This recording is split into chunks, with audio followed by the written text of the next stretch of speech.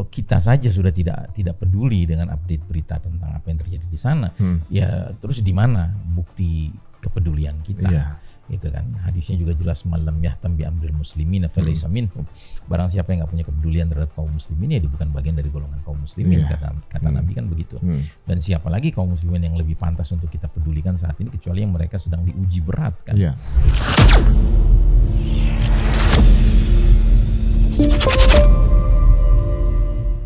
Jadi ibaratnya dia tuh ingin menggambarkan kalau mau lihat para sahabat di zaman kita sekarang, ya mereka inilah para sahabat, gitu. Nah, nothing tulus hidupnya ya. Iya, gitu. Dan saya jadi teringat lagi betapa akrabnya memang masyarakat Gaza dengan Al-Quran. Gitu. Kalau dulu kan ada istilah Nabi itu, ya pernah ditanya, seorang sahabat nanya ke istri Nabi, ya kan, Ummul Mukminin Aisyah radhiyallahu anha, bagaimana sih akhlak Rasul? Dijawabkan sederhana saja dengan pertanyaan balik. Alas taqra'ul Quran, apakah kamu nggak baca Al-Quran? Ya, sesungguhnya akhlak Rasul itu ya Quran, gitu. Makanya ada ulama mengistilahkan Nabi kita tuh Al-Quranu yamshi alal ard, Quran yang berjalan di muka bumi, gitu. Jadi dia duta Al-Quran, gitu. Perasaannya, pikirannya, tutur katanya, perilakunya sudah Quran semua, begitu. Dan para sahabat sebagai murid-murid didikan terbaik Nabi, mereka dijuluki Al-Quran yamshun alal ard, Quran yang berjalan di muka bumi. Jadi ibaratnya mereka lah the living Quran of the past. Ya kan? Mereka lah Quran yang hidup di masa lalu. Nah, di zaman kita sekarang, di mana the living Quran itu? Gitu. Dari 2 miliar ini ya, gitu. Nah, ini Allah sedang nunjukin mereka ini yang 0,1% ini, 2,2 juta ini dari 2 miliar ini mereka adalah the living Quran of today, gitu. Karena perilaku mereka, ucapan mereka, ya kan, kemudian cara berperang mereka tuh udah Quran semua, gitu. Ya kan? Jadi kalau kita mau bicara ngelihat ya, sosok-sosok yang ngikutin Nabi dan para sahabat, ya mereka ini, gitu, ya kan. Orang bisa aja ngeklaim-klaim diri paling sunnah, paling ngikutin Nabi, gitu kan. Tapi kalau dia belum menghadapi ujian seperti mereka, wah sorry, kita belum bisa mendetek nih, ya kan, is it original or not, gitu, ya kan. Tapi mereka ini udah teruji, gitu lah, ya kan. Mereka udah dahsyatnya mereka ini. Saya kemarin baru lihat video, ada orang Amerika atau Inggris ya, dia datang ke satu kota di Israel, bagiannya Israel gitu, di Hebron ya. Terus dia bilang, dia lihat dinding pemisah antara daerah Arab dengan daerah Israel. Terus dia ngintip, dia lihat di balik dinding itu, orang-orang Arab tuh hidupnya densely populated gitu ya, karena miskin ya. Terus rumahnya hancur-hancur gitu. Sementara di daerah yang si Israel ini, rumahnya bagus-bagus dan mereka dijaga sama tentara, sama polisi gitu ya kan. Pokoknya inilah teratur lah gitu. Akhirnya dia penasaran, dia lewatin tuh tembok itu, dia ke daerah yang Arab itu, langsung dia didekati sama anak-anak kecil 5 tahun gitu, yang kakinya nyeker semua, nggak ada sendal, nggak ada sepatu gitu, yang artinya dia tahu lah ini poverty gitu ya, miskin mereka. Tapi dia bilang itu anak-anak maksa dia nerima tawaran makanan. Jadi dia ditawarin makanan sama mereka. Masya Allah. Gitu, sampai dia bilang, saya belum pernah menemukan satu bangsa yang sedang kesulitan hidupnya nawarin makanan ke saya, dia bilang gitu. Ya nggak bisa, saya masuk Islam. Itu bikin dia masuk Islam. Gitu. Tapi emang 40, hampir walaupun sampai 40 ya, 40.000 jiwa korban di Gaza yang syahid. Itu yang syahid terkonvert dengan jutaan mu'alaf. Masya Allah, Masya Allah. Masya Allah. Itu sekarang kan the fastest growing religion in the world udah sekarang. Tinggal nunggu waktu aja nih sebenarnya. Soalnya kalau suruh berpihak sekarang nih dunia, leadernya hampir semua leaders dunia itu pro Israel, hampir semua. Tapi masyarakatnya pro Palestina. Hampir semua yang memiliki produk-produk populer itu pro Israel, karena memang ya budgetnya buat mereka, buat dia juga mendanai. Tapi konsumennya pro Palestina. Sekarang kan begitu kelihatan banget pembelahannya nih. Ini sebenarnya udah tinggal hitam dan putih sebenarnya. Mereka juga udah bisa ngelihat gitu mana yang cuma tinggal syahadat aja sama orang-orang di dunia nih. Udah ditunjukin gitu, kurang apa lagi gitu. Dengan keyakinan saya kalau digituin, kok saya nggak punya apa yang ada di hati orang itu, kan dipikir begitu. Dia bilang yang ada di TikTok ngomong gitu. Kok saya nggak punya sih kekuatan mental kayak mereka gitu. Nah, terus ada kan perempuan yang terus bilang gini, if that is faith, kalau itu yang disebut keyakinan, I would like to have that kind of faith. Aku pengen punya keyakinan seperti itu. Ya kan? Udah mualaf itu orang itu. Iya. Jadi dia tuh Mereka akhirnya sadar yang bikin spesial warga Gaza tuh apa? Kalau bukan iman itu yang bikin mereka spesial. Gitu. Dan itu bisa terdetek oleh orang kafir sekalipun. Ya kan sama aja kan kayak di zaman Nabi dulu. Para sahabat karena sudah jadi duta-duta Al-Quran, untuk ketemu orang kafir musyrik manapun, itu pasti kena setrum Quran yang dibawa sama para sahabat, sama Nabi apalagi gitu kan. Cuma problemanya sisanya tinggal hidayah aja. Terserah Allah gitu mau ngasih hidayah apa enggak. Tapi actually dia udah kena. Makanya kan ada riwayat waktu masih di Mekah ketika Nabi dan para sahabat masih teraniaya, terzolimi. Itu kan Abu Bakar Siddiq punya kebiasaan kalau sholat tahajud, sholat malam, dia itu pilih tempat di rumahnya yang rada keluar gitu, sehingga suara dia terdengar. Sedangkan Abu Bakar itu kalau tilawah lagi sholat itu mengharukan gitu. Nah itu rupanya di awal-awal dakwah itu orang-orang pentolan musyrikin itu suka diem-diem nguping karena menikmati tilawah itu. Nanti begitu mau pagi mereka ngendap-ngendap gitu, pergi ketemu satu sama lain gitu kan. Ngapain? Saling berjanji gitu untuk udah kita nggak usah cerita gitu. Dan kita nggak datang lagi. Besoknya datang lagi kan gitu. Jadi memang it's apa ya, sesuai fitrah manusia gitu. Ketika dia mendengar sesuatu yang benar, ya kan, sesungguhnya senarnya kena gitu. Sisanya tinggal terserah Allah. Gitu. Iya. Berarti memang surga itu diciptakan untuk mereka yang mau gitu ya. Iya, makanya saya mengatakan bahwa actually Gaza ini sudah menang sebelum kemenangan diumumkan. Kenapa? Karena kan salah satu makna kemenangan adalah ketika manusia berbondong-bondong memeluk agama Allah. Idza jaa nasrullahi wal fath wa ra'aitan nas yadkhuluna fi dinillahi afwajan fasabbih bihamdi rabbika wastaghfirhu innahu kana tawwaba. Bila mana pertolongan dan kemenangan dari Allah sudah datang dan engkau menyaksikan manusia berbondong-bondong memeluk agama Allah, maka sucikanlah Allah, pujilah Allah dan mohon ampunlah kepada Allah, sesungguhnya Allah Maha Penerima Taubat. Kan itu kan ayat surat yang kita dari kecil udah hafal.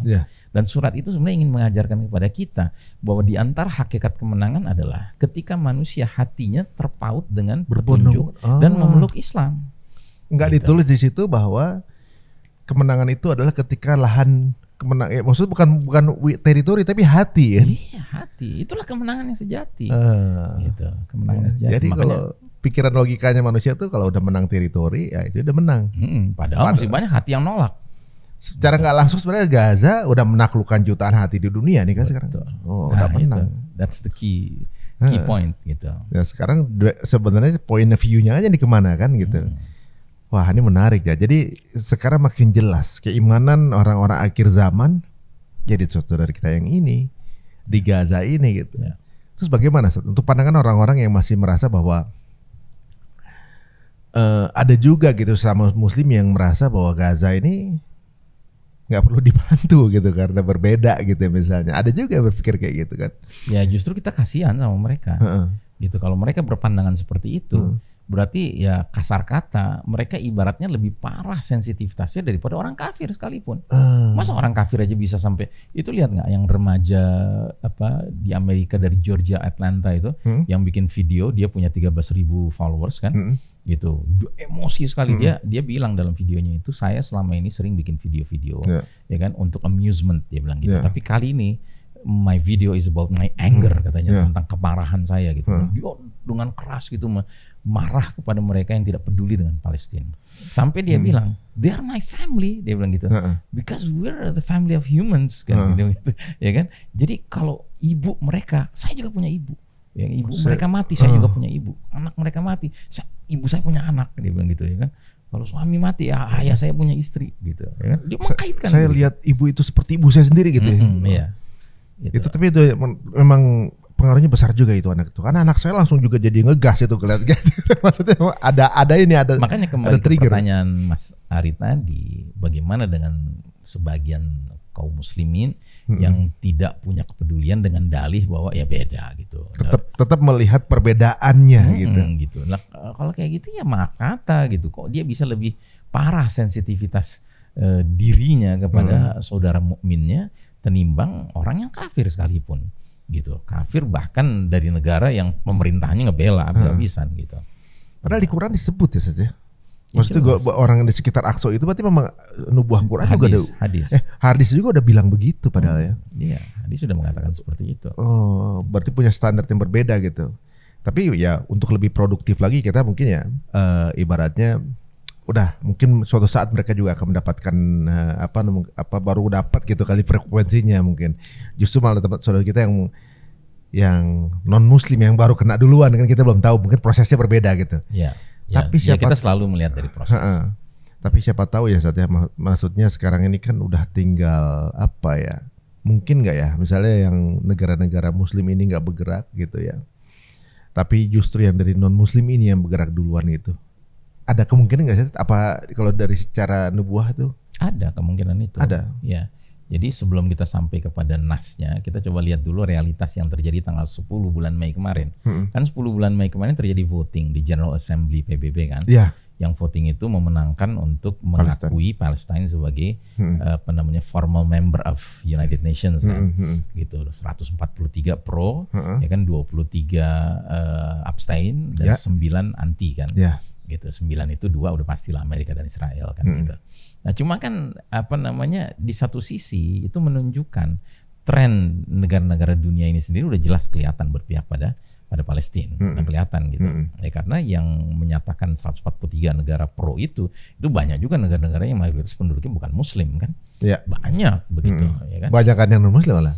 Iya, gitu. Nah, jadi cuma kan kita disadarkan lagi bahwa itu ternyata baru di General Assembly. Ujung akhirnya nanti yang menentukan DKPBB juga, Dewan Keamanan PBB juga. Dia lagi. Nah, yang ujung-ujungnya akan ada voting gitu. Nah, cuma tren ini mengingatkan saya kepada hadis Nabi yang ada di dalam kitabnya Syekh Mubayyad itu penulis ensiklopedia akhir zaman mengenai satu salihuna rumah sulhan aminan. Kalian umat Islam akan menjalin satu perjanjian damai dengan bangsa Rum. Rum itu Eropa Nasrani ya. Lalu kalian bersama mereka akan memerangi musuh di belakang kalian. Itu satu hadis. Satu hadis lagi musuh di belakang mereka. Gitu. Dan kalian akan menang, kalian akan dapat harta rampasan perang dan kalian akan selamat. Itu jelas itu. Ya kan? Makanya Syekh Mubayyad dalam kitabnya ketika membahas hadis ini mengatakan dia berijtihad mengartikan hadis ini sebagai akan ada titik di mana akhirnya negeri-negeri kaum muslimin dengan negeri-negeri Nasrani Eropa Rum itu bersepakat untuk melawan musuh bersama yang tidak lain adalah Israel. Gitu. Wah, itu kalau beliau begitu ijtihadnya, ya kan? Dan kalau itu datang hari itu, ya kan? Yang menariknya adalah kalau menurut Syekh Mubayyad, dia tidak akan datang hari perjanjian itu dibentuk sebelum umat Islam sudah punya one soul leader gitu, kepemimpinan tunggal. Dalam hal ini Al-Mahdi gitu. Oh, itu kejadian baru Al-Mahdi. Iya, ketika Al-Mahdi sudah hadir. Tapi ini berarti kayak kisi-kisi berarti ya. Bahwa kemungkinan itu ada. Ada, kemungkinan itu ada gitu. Bahwa kebencian dengan Israel bukan hanya milik kaum muslimin gitu ternyata. Iya. Jadi non muslim juga udah mulai pada enek sepertinya nih. Iya. Bahkan kan ada salah seorang, kalau nggak salah anggota parlemen Uni Eropa, ya kan, dia orang mana ya, orang Inggris apa orang Jerman, dia sampai mengatakan bahwa sebenarnya problem Palestina ini yang menjadi biang keroknya siapa? Dia bilang Eropa, kita inilah yang jadi masalah karena kita dulu yang memfasilitasi berdirinya negara negara Israel itu, dia bilang begitu, dan kita terus menerus melindunginya, kita terus membelanya gitu. Oh, dari Irlandia kan kuat sekali kan pro kepada Palestina. Jadi dia di dalam pernyataan itu dia sampai bilang, kok bisa-bisanya sih kita Uni Eropa mengeluarkan pembatalan pengiriman senjata ke banyak negara, ke Korea, kemana dia bilang gitu. Tapi giliran ke Israel kok nggak bisa? Dia bilang gitu. Kok bisa gitu? Sementara kita udah lihat ya kejahatan yang mereka lakukan kepada anak-anak Palestina seperti apa. Gitu. Nah, jadi memang ada snowballing effect yang sedang berkembang sekarang ini. Mereka juga kan sekarang dizolimin kan saudara sama Inggris kan. Pada dasarnya begitu.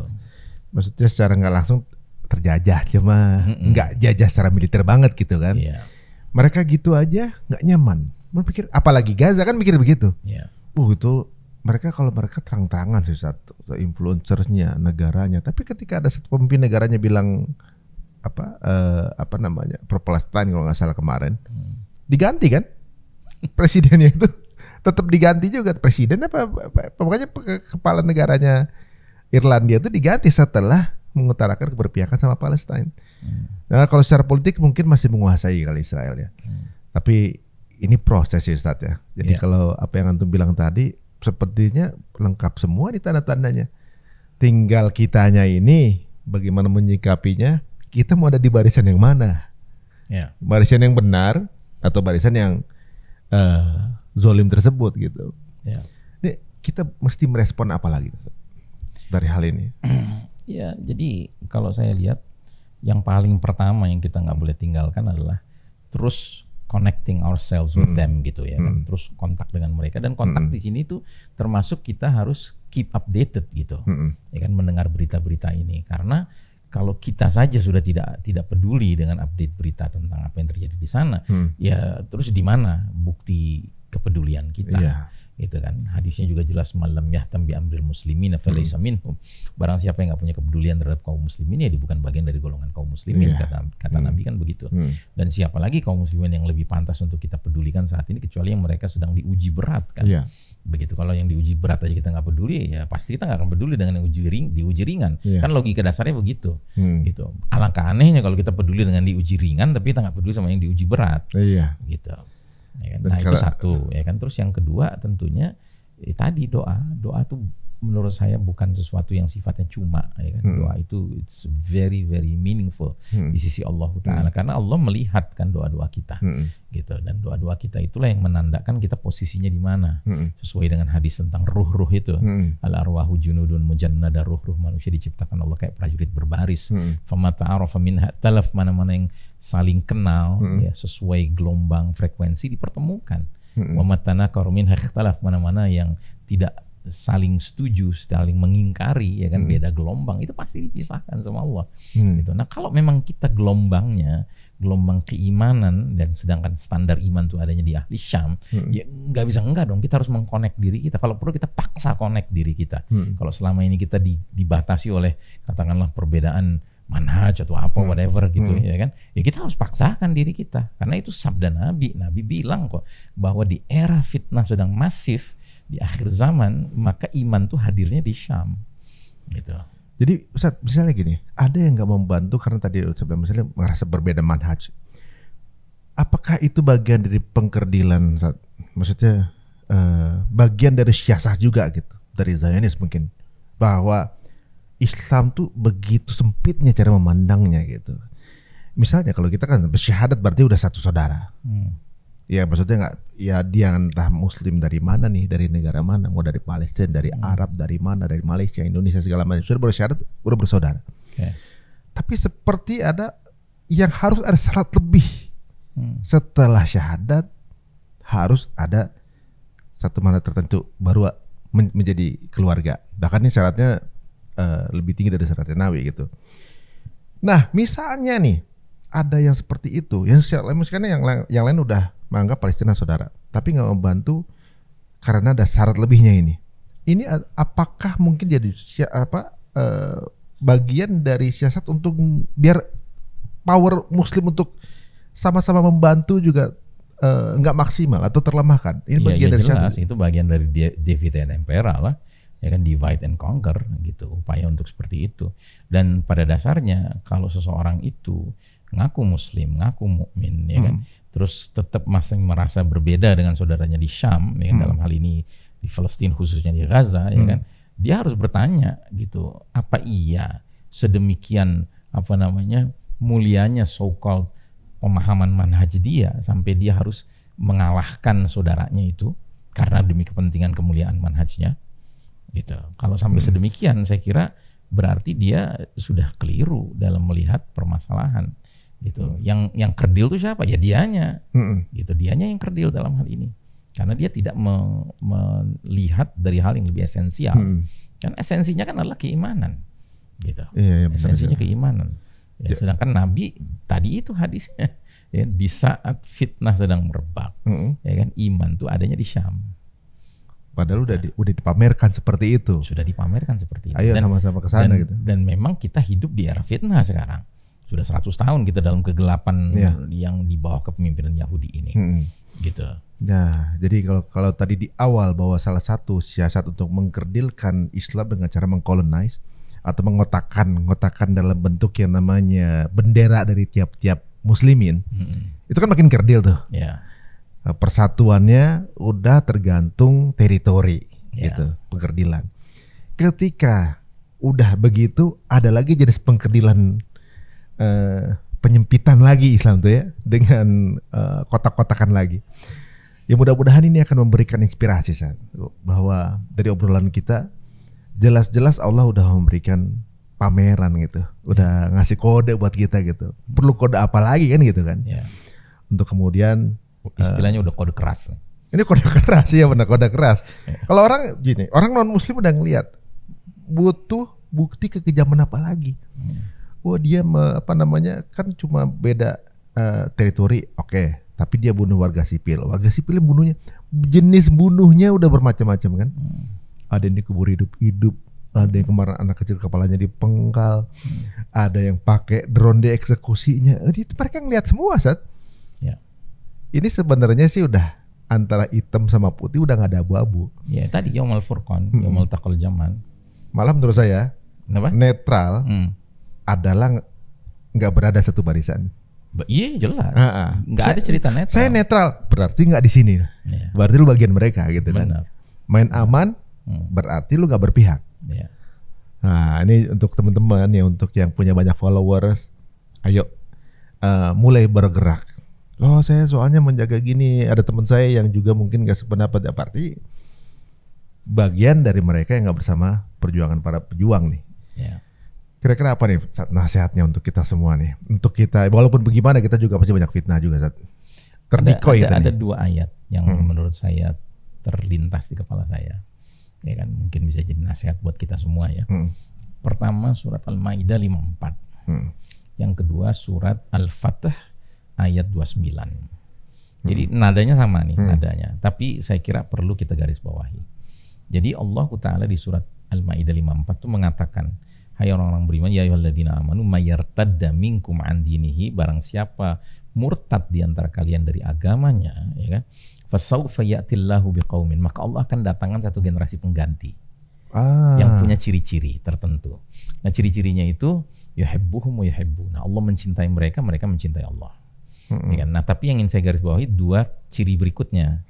Adzillatin 'alal mu'minin, a'izzatin 'alal kafirin. Berlemah lembut tetap sama orang beriman dan bersikap izzah. Izzah tuh punya marwah. Punya marwah di hadapan orang kafir. Jadi nggak ada inggi-inggi di hadapan orang kafir gitu. Orang kafir itu dia pandang rendah gitu, siapapun dia. Nah, sementara di Al-Fat ayat 29 Allah itu menggunakan kalimat Muhammad Rasulullah. Muhammad utusan Allah. Walladzina ma'ahu asyidda 'alal kuffar ruhama'u bainahum. Sedangkan yang menjadi pengikut Muhammad Rasulullah itu adalah asyidda, keras, tidak konformistik dengan orang kafir, kaum kufar, sedangkan mereka berkasih sayang dengan sesama orang beriman. Gitu. Nah, ini sebenarnya kita bottom line kita tuh di sini. Gitu. Ketika kita melihat saudara kita mukmin mengalami kesulitan yang sedemikian dahsyat, ya tentu dong kita harus peduli sama mereka. Ya. Dan kepedulian kita sama mereka itu harus mengalahkan segala-galanya, gitu.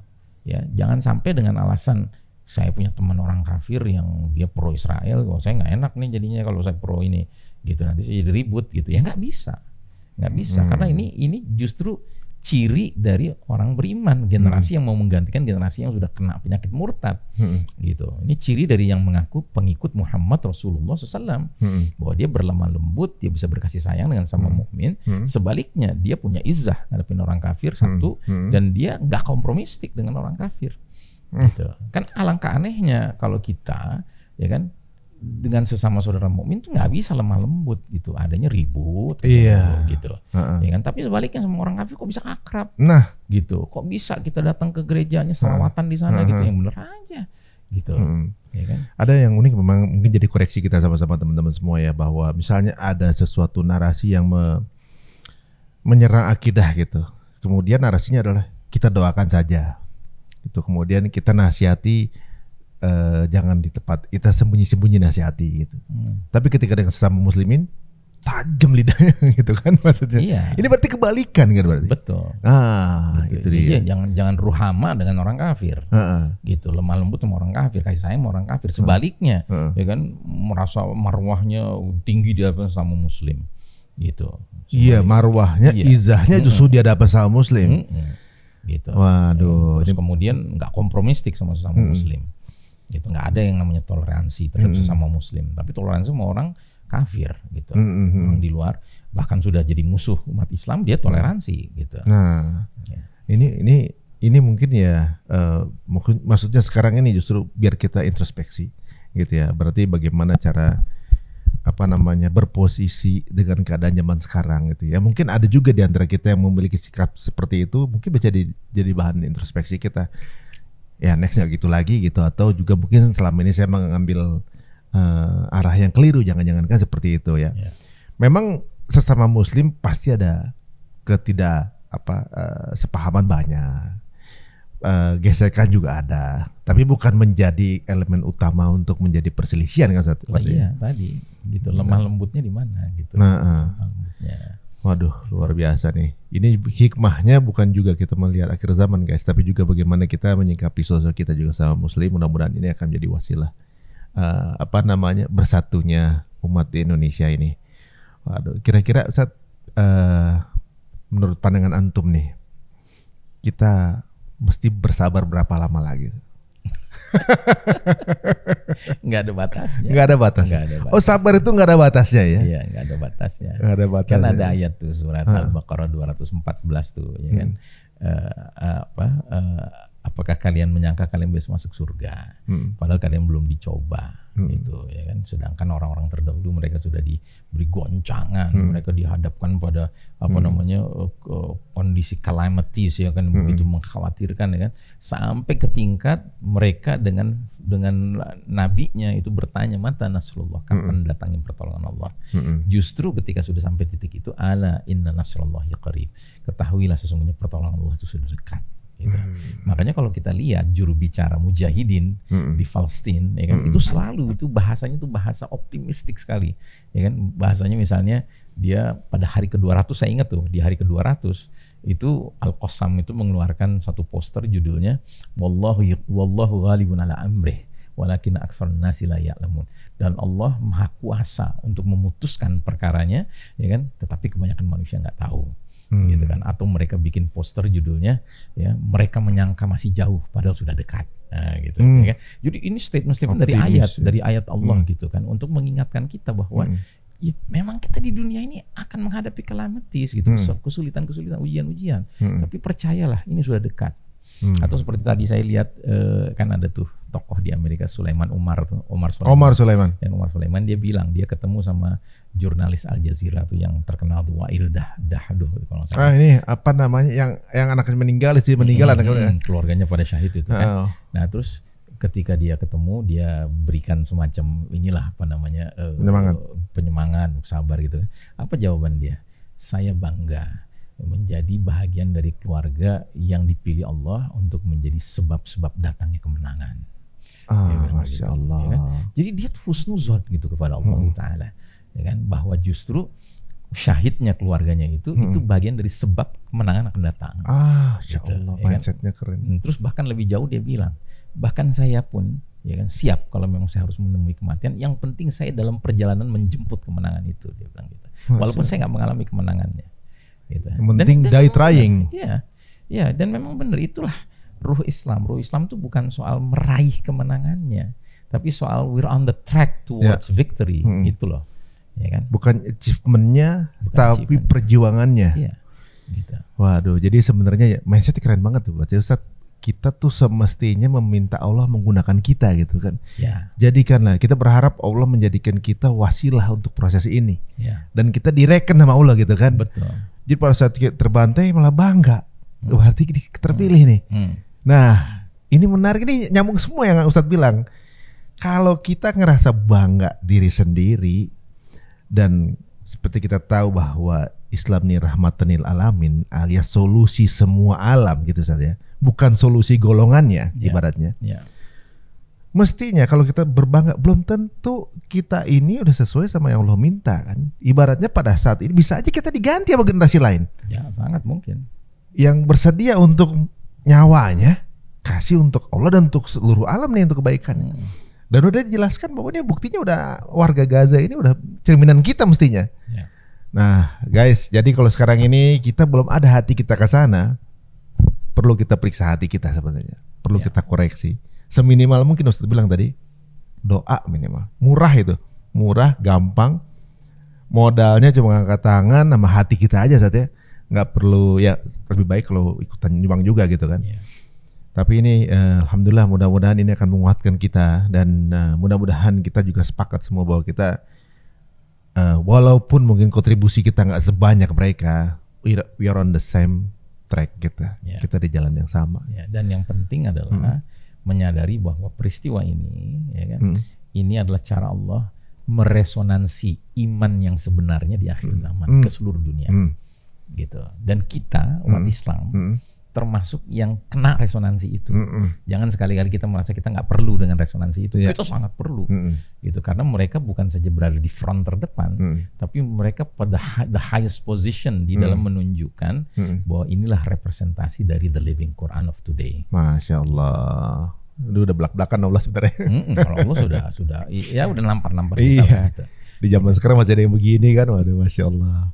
Wah, Jazakallah khair saat ini luar biasa, menambah semangat kita ya. Walaupun jujur aja naik turun sih keadaannya kan gitu.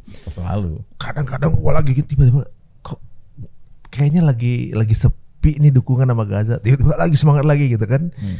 Dan senangnya bahwa ya apa namanya, semangat ini kadang-kadang datang juga dari teman-teman kita yang berbeda keyakinan di luar negeri sana. Tiba-tiba ada mahasiswa gitu kan, tiba-tiba ada boykot, mereka mau tutupi dengan Met Gala, ada lagi gerakan apa namanya, keren.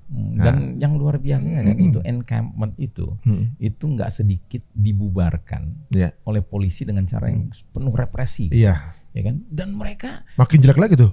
Yang menariknya lagi dalam encampment itu sering kejadian yang para mahasiswa muslimnya sholat nih, yang non muslim ngelindungin, gitu. Karena mereka tahu nih bakal dibubarin gitu sama polisi, gitu kan. Mereka lindungin. Ya kan? Itu yang saya lihat nggak, yang jam 3 pagi pakai speaker sama yang mau ganggu orang lagi pada camp itu, apa namanya, tidur kan, dia bawa pengeras suara, ini lagu kebangsaan Inggris gitu kan. Mau mengganggu yang pada protes itu kan, nyanyi lagu Inggris, pakai speaker, terus mereka pada bangun, malah tahajud, gitu kan maksudnya. Ya mereka mau pakai cara apa lagi untuk ganggu, bikin sebel? Nggak sebel juga mereka, malah dia ngobrol gitu. Yang Muslim tahajud, yang non Muslim marah-marah, Free Palestine gitu. Ini pakai yang Muslim, ya udahlah sekalian tahajud gitu. Ini kan mereka mau ngepung dari mana lagi gitu. Hatinya tadinya mau dipikir kesel biar ada represif, atau juga mungkin ada tuh kan begitu gitu.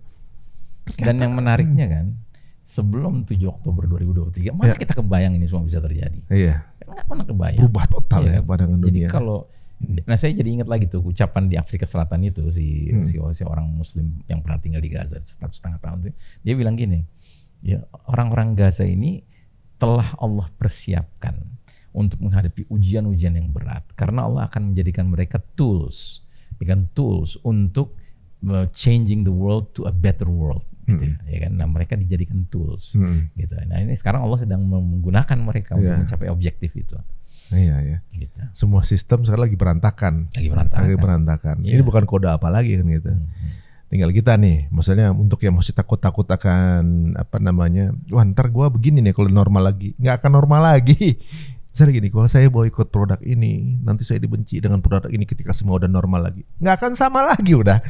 Ya tenang aja gitu ya, udah. Yeah, this is point of no return. Ini udah point of no return. Udah semua gitu. Untuk produk yang terboikot, mau nggak mau mereka harus rebranding, atau harus ganti perusahaan, atau ganti muka. Kalau masih dengan yang sama, udah nggak ada penyelamat sekarang, udah selesai. Waduh, makin jelas kan sekarang ini, makin yakin, makin solid. Udah sekarang narasi-narasi pembeda kita udah nggak ada lagi. Samaannya udah syahadat semua. Kita sama-sama mencontoh keimanan akhir zaman yang dipamerkan di Gaza. Ini barusan terbuka semua. Ustadz dengan logika yang ada jadi menampar kita bahwa terlihat seperti disiksa atau dizolimi, tapi justru inilah pameran dari iman. Ada yang terakhir saya mau tambahkan. Jadi ada hadis Nabi mengatakan bahwa di hari berbangkit nanti ahlul afiyah, jadi orang-orang yang merasakan hidup senang di dunia, itu berandai-andai sewaktu dia di dunia matinya tuh digunting-gunting karena melihat kemuliaan yang diterima ahlul bala, kemuliaan yang diterima oleh mereka yang waktu di dunia tuh mengalami bala, mengalami malapetaka, kesulitan segala macam gitu. Oh gitu. Jadi, iya, nanti tuh alul afia yang waktu di dunia itu hidupnya banyak nyamannya, banyak nggak terlalu banyak kesulitannya, itu akan ngiri sama dengan ahlul mereka bala. yang Karena begitu tingginya kemuliaan mereka di sisi Allah sampai mereka berharap, oh tahu gini gue matinya dulu minta digunting-gunting aja gitu. Jadi sesungguhnya apa yang dialami saudara-saudara kita di Gaza keuntungan sekarang, berarti. ya kan, itu boleh jadi nanti kita malah ngiri sama mereka. Gitu. Tapi kalau kita ini termasuk yang nanti menyesal gitu juga. Ya makanya kita harus minta sama Allah supaya kita juga matinya mulia gitu. Tapi ya, kita juga gak berani. Enggak, ya bukan. Matinya mulia walaupun nggak bisa tapi masih mulia. Apapun jalan yang kita tempuh, tapi yang penting kita matinya mulia. Kan gitu. Minimal hati kita udah bersama mereka. Mudah-mudahan di rekening yang sama saja. Ya, kita nggak boleh dong minta kepada Allah kesulitan hidup, nggak boleh. Jangan, nggak boleh gitu, ya. Iya. Tapi kepengen kan ada hadis juga, kan ada Nabi bilang begini. La tatamannu liqa'al adu, janganlah kalian berangan-angan ingin segera ketemu musuh. Wassallallahu al-afiyah, dan mintalah kepada Allah keselamatan. Gitu, ya kan? Fa idza laqitumuhum, tapi kalau sudah ketemu dengan musuh fasbiru, bersabarlah kalian. Ya, fa innal jannata tahta zilalis suyuf, karena surga itu di bawah kilatan pedang. Kan begitu.